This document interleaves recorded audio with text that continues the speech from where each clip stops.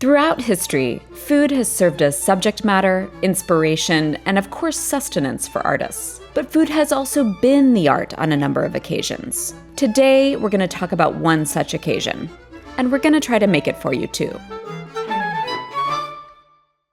Today we're attempting two recipes from the Futurist cookbook, originally published in Italian in 1932. The Futurists were careful not to call them recipes, though, because that's a French word, and they were after a wholly Italian way of eating. So we're going to be trying two of their formulas. First is sculpted meat, which is composed of a large cylindrical risole of minced veal stuffed with 11 different kinds of cooked vegetables. This cylinder, standing upright in the middle of the plate, is crowned with a thick layer of honey and supported at the bottom by a sausage ring, which rests on 3 golden spheres of chicken meat. Second, like a cloud, a great mound of whipped cream streaked with orange juice, mint, strawberry jam, and sprinkled lightly with asti spumanti. Yeah, these are going to need some backstory, which I'll share with you in due course, but the first step in making a meat sculpture is, of course, acquiring some meat.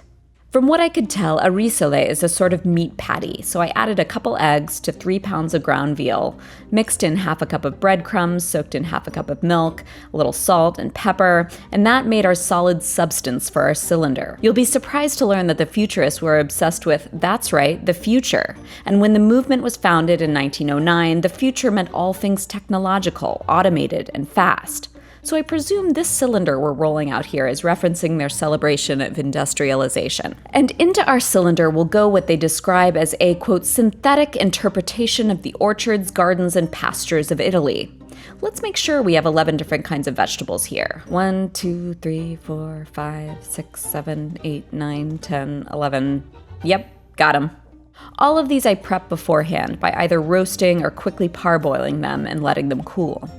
We're going to place some of each of them into the center of our meat slab, kind of like we're making a giant, horrifying sushi roll. Having another set of hands is helpful here as you pinch together the 2 sides of the slab and say a little prayer, in Italian of course, that it stays together. We were a little concerned this guy wouldn't hold, so we strayed from the recipe and decided to wrap this thing in caul fat, usually used for terrines and the like, and it's the lacy membrane of fat that surrounds a cow's internal organs. Smells as good as it looks, guys. With that in place, we took our meat baby and carefully transferred it to a baking rack, supporting it on either side with logs of crushed aluminum foil.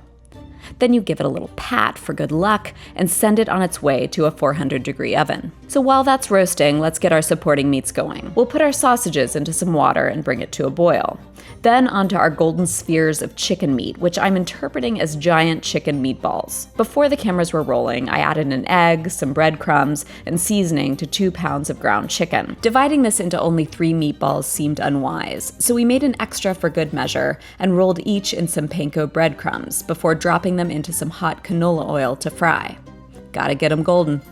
So while these are frying, let's have a little Futurist story time, starring the movement's fearless leader, Filippo Tommaso Marinetti. The Futurists were an audacious and vocal group of writers and artists, frustrated by what they saw as Italy's decline. They advocated aggressively for dismissing the past, embracing speed and dynamism and all things new, like airplanes, cars, technology, and, unfortunately, violence and war. World War I claimed the lives of many members, but Marinetti survived and put out a manifesto of Futurist cookery in 1930, and the full cookbook a couple years later. The Futurists wanted to transform every aspect of life, and cooking was something that touched the lives of everybody. Their manifesto caused an uproar, mostly because getting rid of the past for Marinetti meant getting rid of pasta. He saw Italians as being weighed down by this heavy food, and included the opinions of doctors and professors to claim that pasta induces lethargy, pessimism, nostalgia, and neutralism. Marinetti was also a friend of fascist dictator Benito Mussolini,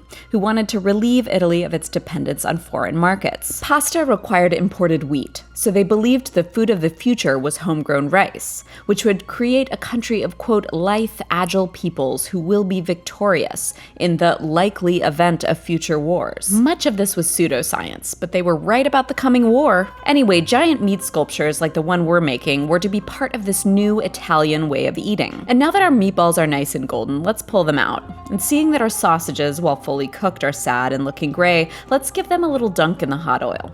Why not? It's worth mentioning that Marinetti prefaced the formulas with a note saying that the vague quantities given should stimulate the imagination of futurist cooks and may lead to fortuitous new dishes.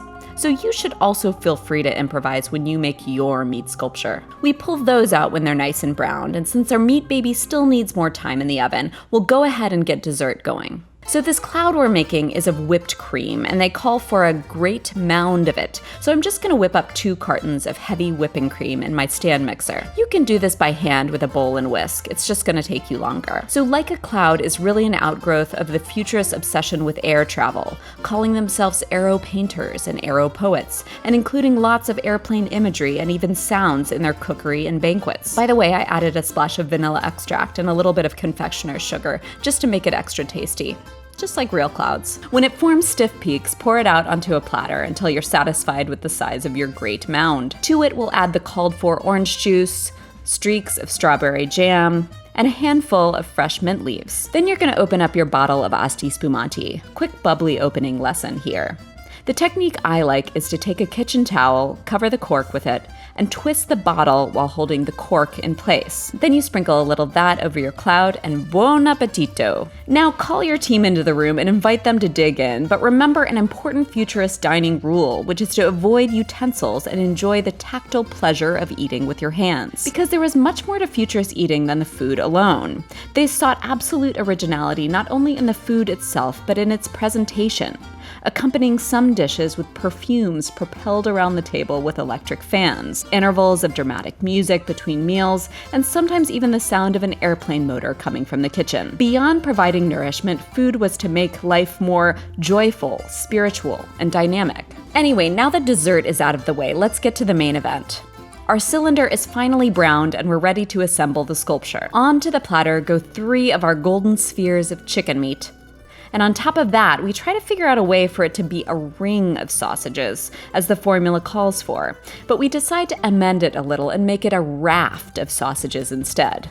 Those are vehicles of the future, right? To give this thing its best chance of standing upright, we've decided to support our sausage raft with bamboo skewers. And then we place it atop the spheres. Now comes the big moment, where we tip up the meat cylinder, breathe a sigh of relief that it stays together, and place it gingerly atop the raft.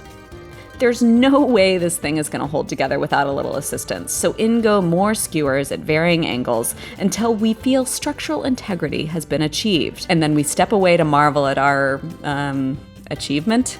Now's as good a time as any to tell you that the futurists wanted to promote good digestion as well as, quote, bring about that playful and virile state of mind indispensable after lunch and at night. These meals were to be, quote, provocative and evocative.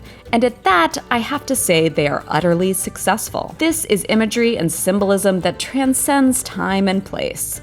And oh shoot, we forgot the honey. Okay, so no one, not even Marinetti, thought Italians were gonna start making meat sculptures for every meal. What the futurists were after, overlooking the heavy fascist implications of a lot of their messaging, was unbridled optimism and an eagerness to upend tradition by reimagining an aspect of life that is part of all human, or at least Italian human, experience.